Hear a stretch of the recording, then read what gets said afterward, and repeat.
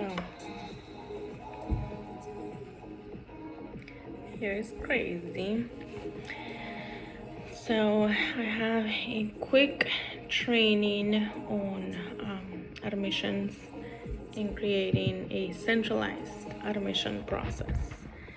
So I'm excited, even though there is challenges, to sell this idea, to really just sell this idea to myself first, and then see where it goes from here.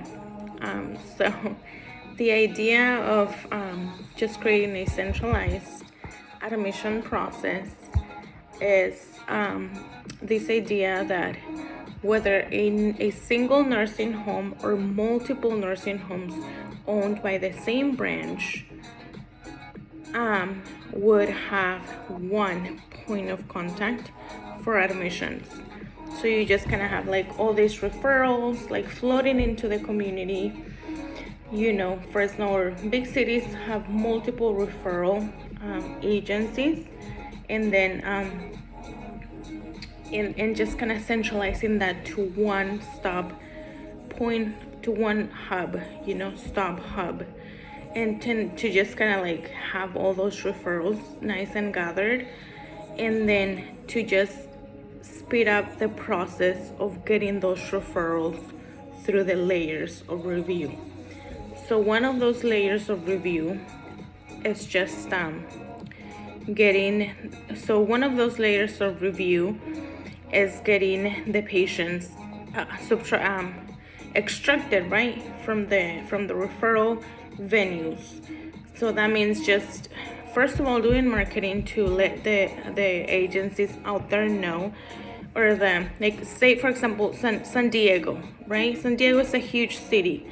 So telling like the agencies, hey, we're accepting patient referrals, telling PCP offices, we're accepting patient referrals. So for example, I had one family actually show up to the facility and say, hey, I have a family, I have a father that we are not able to care for, and then how can we refer that?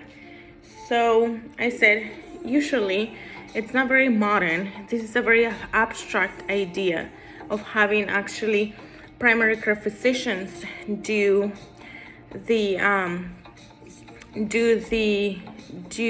referral for nursing home care, right? Because if they do that referral, if they do that screening, right, it has to be a screening. Because what if, have you considered IHSS for a patient?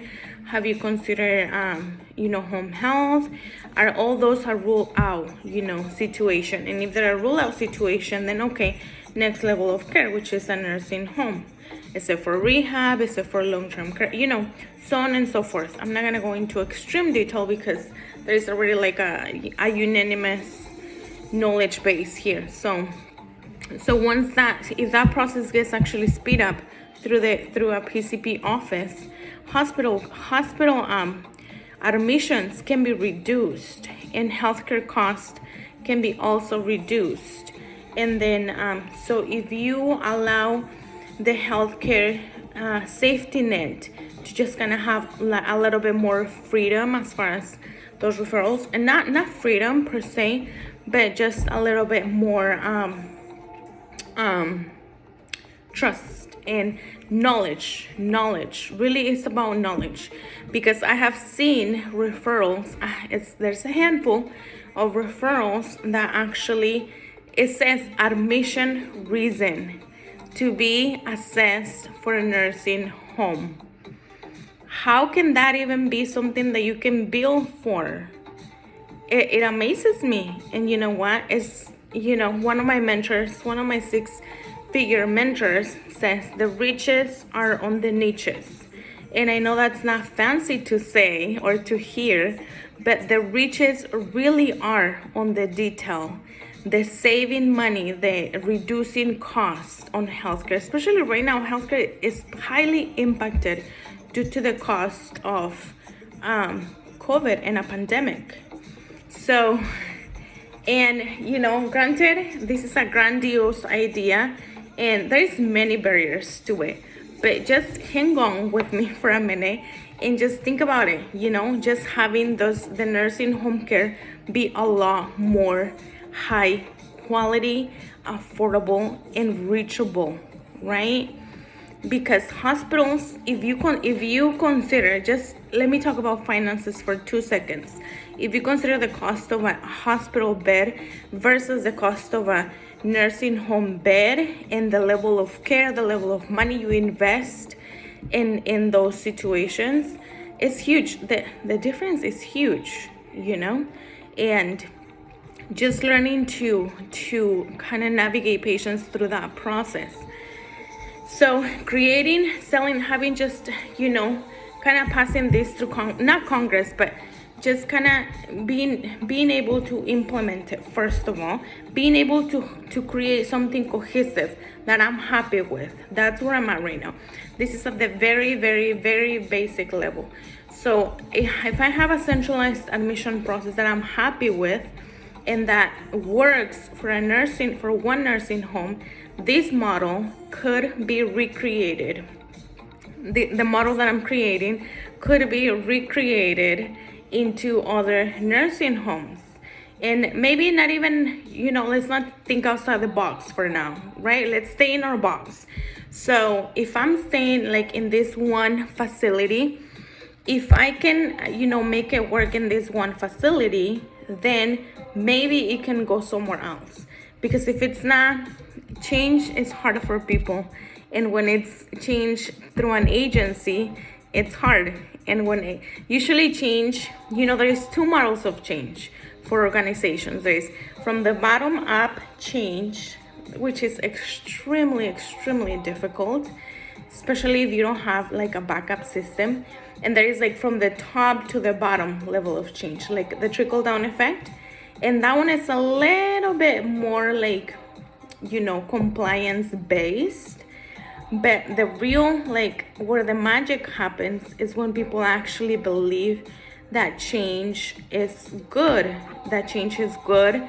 That change is gonna be beneficial for the patient. So if this one idea works, because for one facility, then it could potentially be sold to other facilities.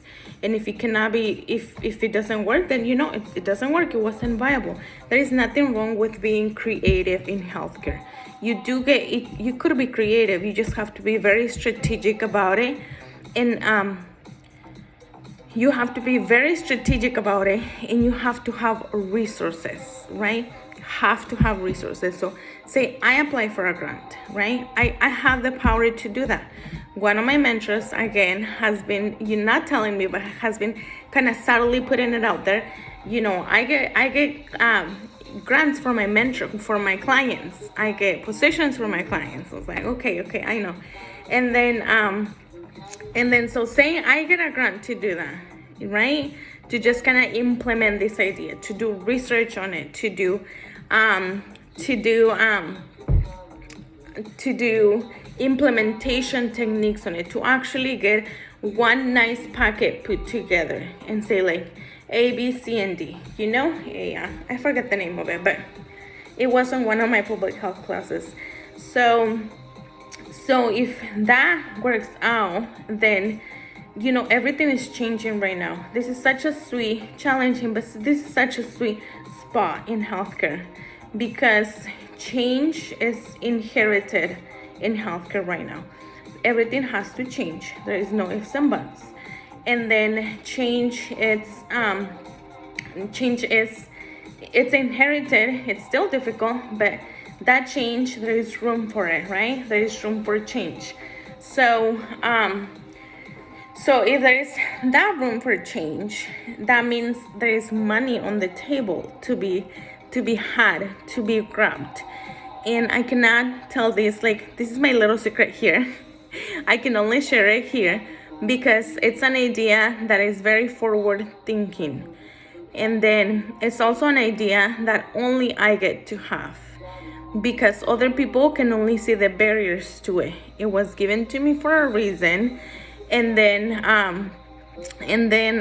So that reason is because, I have known this community for quite a while. I'm talking about the Central Valley.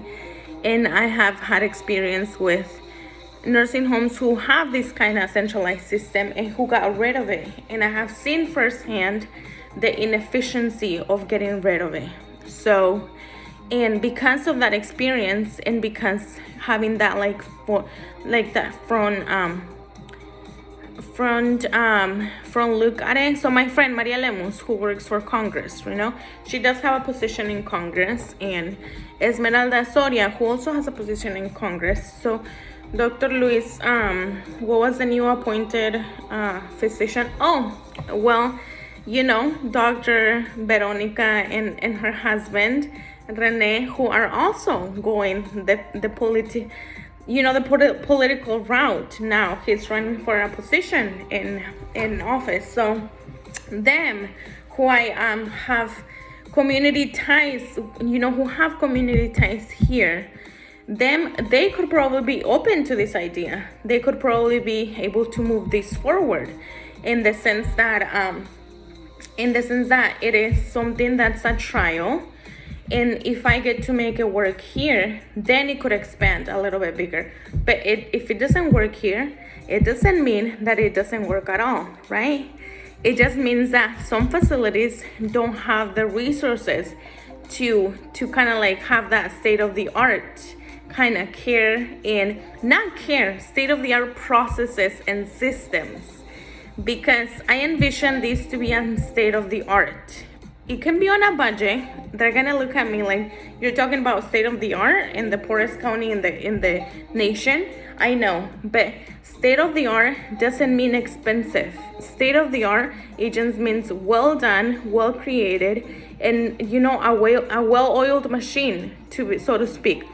So, but it could also mean expensive. So this is a model that could be sold to budget nursing homes, and to nursing homes who have the space, who have the money, and who have the patient flow to pay for a state-of-the-art central admissions process. So I might be wasting my time. A lot of times I feel like I'm wasting my time, but then at the end of the day, the baby boomers are here for a few years.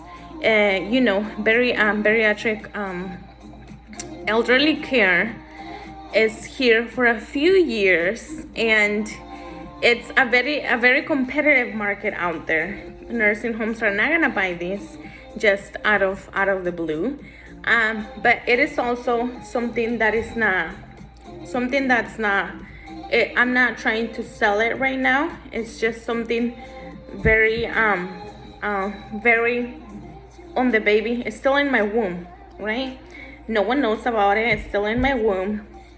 No one knows about it. No one knows how I'm feeding it. No one needs to know. It's mine. It's for no one to know or touch or care for. They can come and touch my belly and say oh, you have a cute belly there.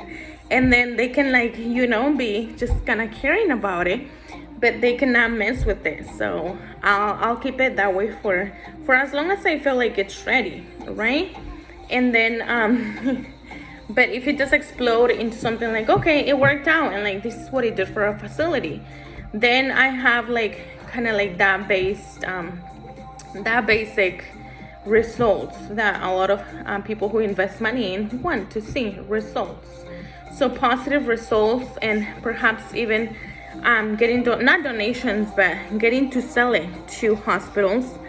And then if it's already been done, probably just which it has already been done through Enso Care, but that's not what I'm talking about,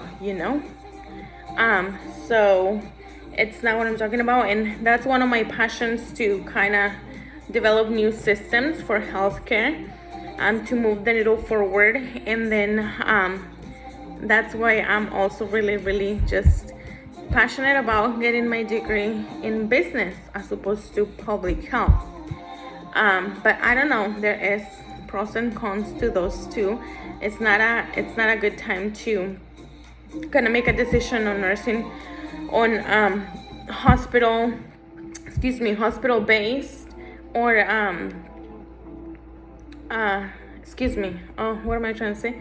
On public MPH or MBA. I would love to have both, but then at the end of the day, it has to be MPH or MBA. So I just look forward to kind of learning to how to implement those changes, and first of all, learning to work with myself here, because I also have a little bit of barriers that I'm working on addressing. And with that being said, that is the end of this video and the end of this training, and kind of how the centralized admission process model is going so far. And then you know, I cannot talk a lot about it with anyone, but it is something very exciting. And so hopefully, you know, someone out there watches my videos, or if you don't, that's okay too. So all right.